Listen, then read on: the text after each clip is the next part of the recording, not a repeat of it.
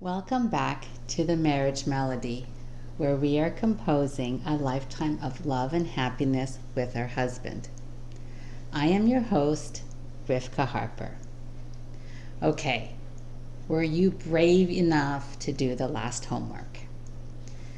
Did you sit down for an hour with yourself and your paper and pen and find your top 3 needs?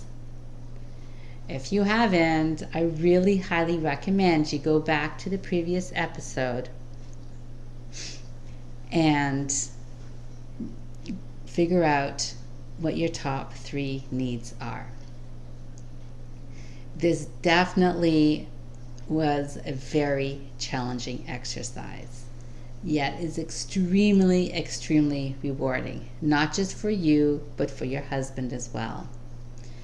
And chances are you found, or you will find, that most of the things that you are harping to your husband about didn't even make it to your needs list.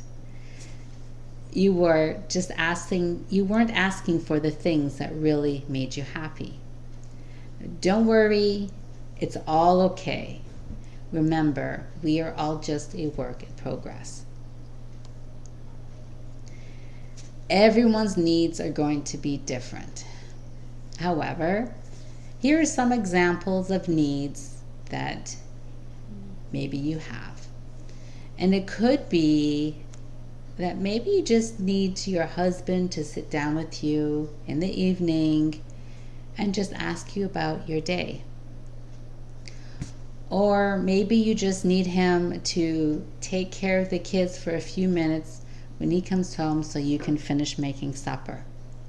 That might just be your need. Or maybe you just want daily 1-minute dates. And if you don't know about 1-minute dates, go back to episode 7. Or perhaps you just need him to let you know when he's going to be late coming home. Whatever your needs are, when you get your top 3 needs taken care of, what are you going to find?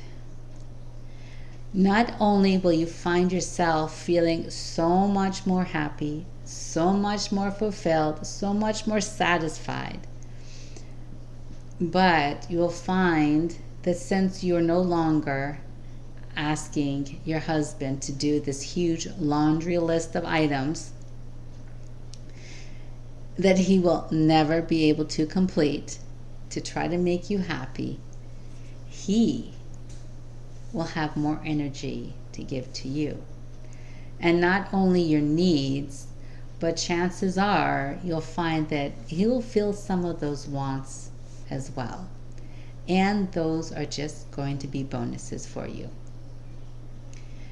Don't forget that one of his top needs is to see you happy. When he sees that you're smiling, that is what fuels him. That is what gives him energy. Now, once you have your top 3 needs, the next step is to work on getting those needs met. And keep in mind that even though it's true that when you get your top needs filled, that you will feel happier, you will feel more content, the path to getting it done is not a one-size-fits-all, just like many things that we've talked about. Remember, we are different people, and therefore each relationship is going to be different, it's going to be unique, and what works for one couple may not work for another. Therefore, I have a few methods that you can try and see if they work. You might find one that works for you, or you might find that none work for you, that this is not going to work. Or you might find that a combination of the methods will work, or you might actually come up with something totally different, and you'll find that works.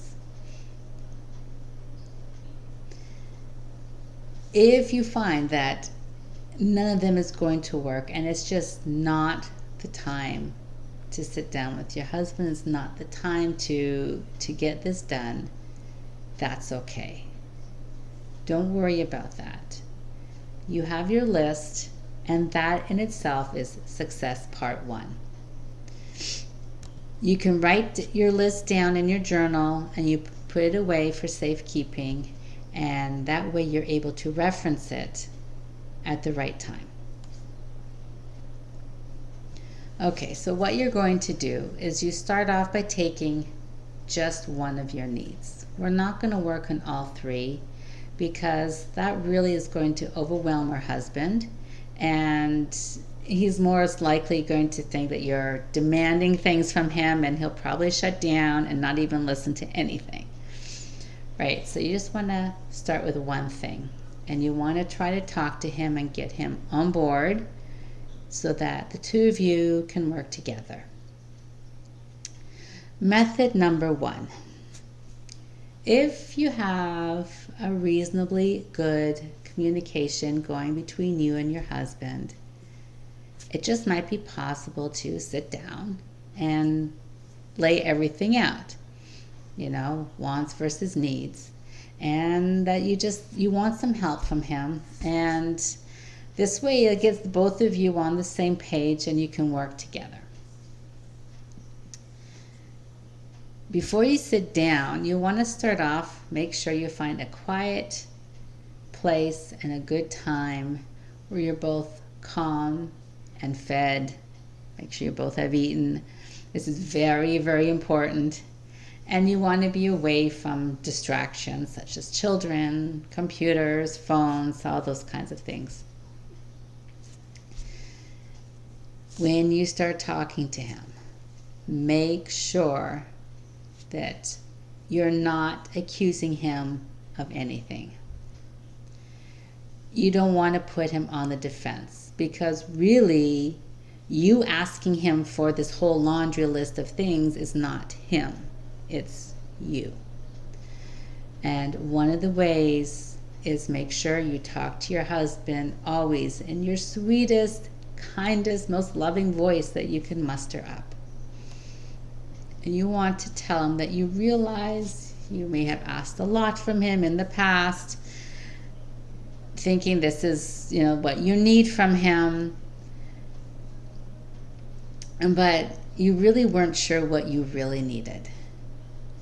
And you've done some introspection, and you feel that you've come up with a small list of what you really truly need from him, and what would really help, and what would make you really happy. And all you're asking for him is to help you with one of those needs. And that's it. One. And you want to assure him that once this is all worked out, that not only will you be happy, but his life will be so much easier. He'll know exactly what to do to make you happy, because I don't know about you, but I know that my husband can't always read my mind. He doesn't know what always makes me happy, and sometimes I just have to tell him. Okay, and I'm sure that most other husbands are the same way. Method 2.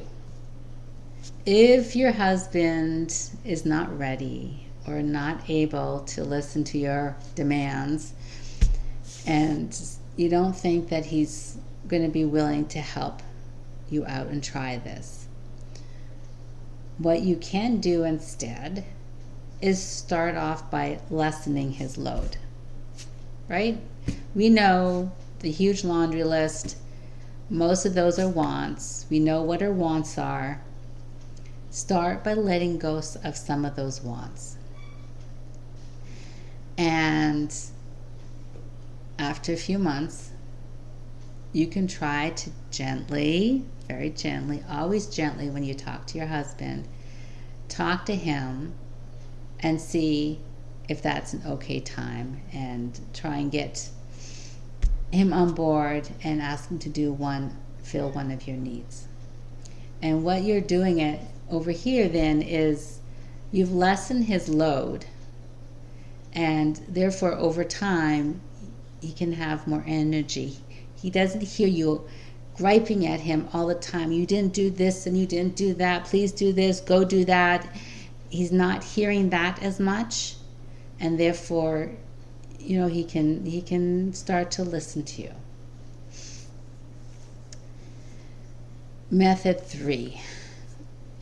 Maybe you just don't really have a communication going, but you really want to try and see if you can squeeze in a need somehow anyways. So method 3 is very similar to method 2. You start off by lessening his load. Okay, don't ask him for anything, just let it go.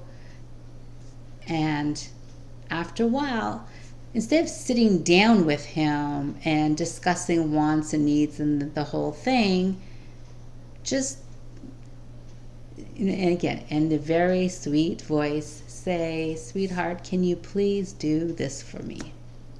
That's it. Just ask him to do it.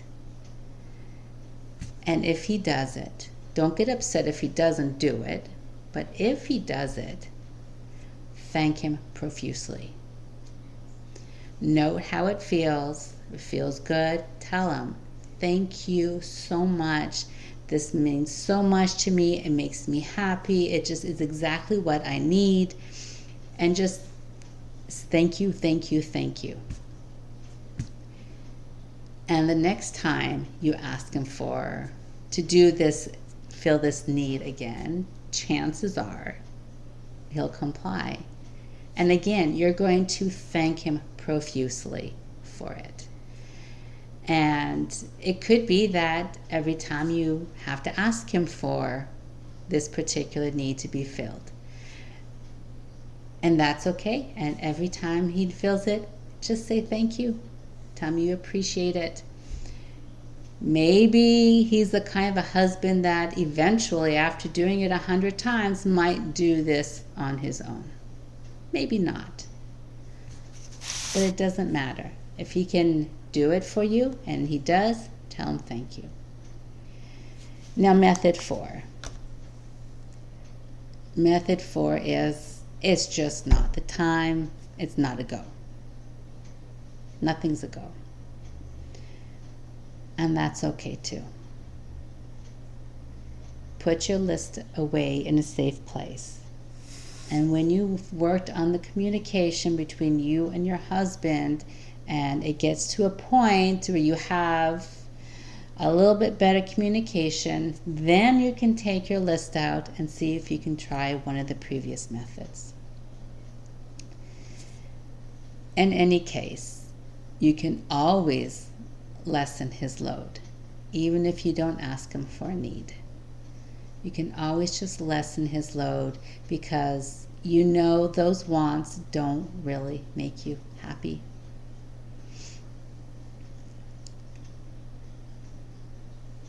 And even if you don't quite get what makes you fully satisfied, you can at least help your husband out. Okay, so you were able to help or talk to your husband, and he filled one of your needs.